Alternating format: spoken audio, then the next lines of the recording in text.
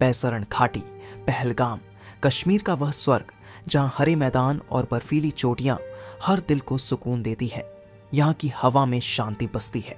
लेकिन 22 अप्रैल 2025 को इस शांति को आतंक ने खून से रंग दिया। उस अंधेरे में एक शख्स ने इंसानियत की मिसाल बनी। सैयद आदिल हुसैन शाह, अनंतनाग का एक साधारण घोड़ा वाला जिसने कश्मीरियत को जिंदा रखने के लिए अपनी जान दे दी। सैयद आदिल हुसैन शाह 32 साल के, अनंतनाग के अशमुकम गांव के रहने वाले, घर का इकलौता कमाने वाला। उनके कंधों पर 3 बहनों की शादी का सपना और बूढ़े माँ बाप का सहारा था। हर सुबह वे अपने घोड़े शेरू के साथ पैसरण जाते, जहां मेहमानों को घुमाकर उनकी मुस्कान कमाते। लेकिन उस दिन उनकी जिंदगी हमेशा के लिए बदल गई। 22 अप्रैल 2025 दोपहर 2:30। सब कुछ सामान्य था। यहाँ सैकड़ों लोग आए थे, कुछ हनीमून पर, कुछ अपने परिवार संग और कुछ तन्हाई में सुकून ढूंढते हुए। सब इस वादी की शांति में खोए हुए थे, पर शायद किसी को अंदाजा नहीं था कि इस जन्नत की चुप्पी कुछ ही पलों में चीखों में बदलने वाली है। अचानक से 3 आतंकवादी जंगल से निकलते हैं, सेना की वर्दी में, हथियारों से लैस, AK-47, हैंड ग्रेनेड और पूरी प्लानिंग के साथ। सूत्रों के अनुसार ये आतंकी TRF द रेजिस्टेंस फ्रंट के सदस्य थे, जो लश्कर-ए-तैयबा से जुड़ा संगठन है। उन्होंने सेना की वर्दी पहन रखी थी ताकि भ्रम फैलाया जा सके। आते ही उन्होंने गोलियां चलानी शुरू कर दी। बताया जा रहा है कि 1 से 7 अप्रैल को उन्होंने घाटी की रेकी की थी। उनका निशाना थे गैर कश्मीरी मेहमान। आतंकवादियों ने 3 से 5 मिनट तक गोलीबारी की, 50 से अधिक राउंड फायर किए। उन्होंने नाम और धर्म पूछकर हिंदू पुरुषों को निशाना बनाया। कुछ को कलिमा पढ़ने को कहा, कुछ को शारीरिक जांच के लिए मजबूर किया। जो उनके मापदंड पर खरे नहीं उतरे, उन्हें बेरहमी से मार दिया। जब सैयद आदिल हुसैन ने यह देखा तो उसने गुस्से से कहा, बस करो, ये हमारे मेहमान हैं, कश्मीर को खून से मत रंगो। आतंकवादी ने बोला, कश्मीरी, तू ज्यादा बोलता है। सैयद आदिल हुसैन शाह ने निहत्थे होकर आतंकवादियों से भिड़ने का फैसला किया। उन्होंने एक आतंकवादी की राइफल छीनने की कोशिश की ताकि मेहमानों को बचाया जा सके, लेकिन उनकी छाती में गोली लगी। वह शहीद हो गए। उनकी शहादत ने कश्मीरियत को जिंदा रखा।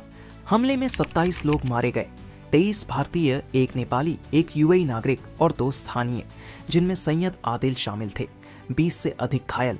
मृतकों में महाराष्ट्र, कर्नाटक, हरियाणा, उत्तर प्रदेश और अन्य राज्यों के लोग थे। आतंकवादी रेजिस्टेंस फ्रंट TRF और लश्कर-ए-तैयबा से जुड़े थे। सैयद आदिल के पिता सैयद हैदर शाह ने बताया कि दोपहर 3 बजे उन्हें हमले की खबर मिली। उन्होंने आदिल को फोन किया, लेकिन कोई जवाब नहीं आया। 4:40 पर फोन चालू हुआ, पर दूसरी ओर सन्नाटा था। पुलिस स्टेशन में पता चला कि आदिल शहीद हो चुके हैं। सैयद आदिल के मामा नज़ाकत अली, एक 28 साल के कपड़ा व्यापारी, ने 11 लोगों को मौत के मुंह से निकाला। स्थानीय लोगों ने 11 घायलों को पौनी और स्ट्रेचर पर ले जाया। हेलीकॉप्टरों ने उन्हें श्रीनगर और अनंतनाग के अस्पतालों में पहुंचाया।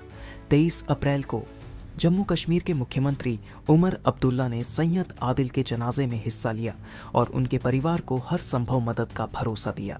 केंद्रीय गृह मंत्री अमित शाह ने घटनास्थल का दौरा किया और सुरक्षा बलों को आतंकियों को ढूंढने का आदेश दिया। एक महिला ने कहा, हम सेल्फी ले रहे थे, तभी पीछे से फायरिंग शुरू हुई, सब गिरने लगे। मैं अपने बेटे को लेकर भागी, लेकिन मेरी आंखों के सामने मेरे पति को मार दिया उस दरिंदा ने। हमले के बाद प्रधानमंत्री नरेंद्र मोदी सऊदी अरब से सीधे दिल्ली लौटे। उन्होंने कहा, जो इस हमले के पीछे हैं, उन्हें इंसानियत और कानून दोनों से सजा मिलेगी। राष्ट्रीय सुरक्षा सलाहकार अजित डोभाल ने सीधे ऑपरेशन की कमान संभाली। सेना, CRPF और जम्मू कश्मीर पुलिस ने संयुक्त सर्च ऑपरेशन शुरू किया। अमेरिका, फ्रांस, जापान, UAE, रूस सभी देशों ने इस हमले की निंदा की। संयुक्त राष्ट्र महासचिव ने कहा, पर्यटकों पर हमला सिर्फ एक देश पर नहीं, पूरी इंसानियत पर हमला है। पहलगाम की सड़कों पर सन्नाटा है। टैक्सी ड्राइवर, होटल मालिक, शॉपकीपर सब सहमे हुए हैं। कई यात्रियों ने अमरनाथ यात्रा की बुकिंग रद्द कर दी है। एक लोकल गाइड ने कहा, ये सिर्फ टूरिज्म का नुकसान नहीं, हमारा हौसला भी टूटा है। हर गोली सिर्फ एक शरीर नहीं गिराती, वो पूरे परिवार को तोड़ देती है। लेकिन भारत न पहले झुका है, न अब झुकेगा। हम अपने पर्यटकों की रक्षा करेंगे, अपने लोगों का साथ देंगे और आतंकवाद को उसकी जड़ों से खत्म करेंगे। ये जन्नत फिर मुस्कुराएगी, क्योंकि आतंक की कोई ज़मीन नहीं होती। अगर इस घटना ने आपको भी झकझोर दिया है तो इस वीडियो को शेयर कीजिए, ताकि हर कोई जाने आतंकवाद का चेहरा कितना डरावना है और इंसानियत कितनी कीमती। मिस्टर एनिमेशन को सब्सक्राइब करें, सच दिखाने की हमारी कोशिश में हमारा साथ दें।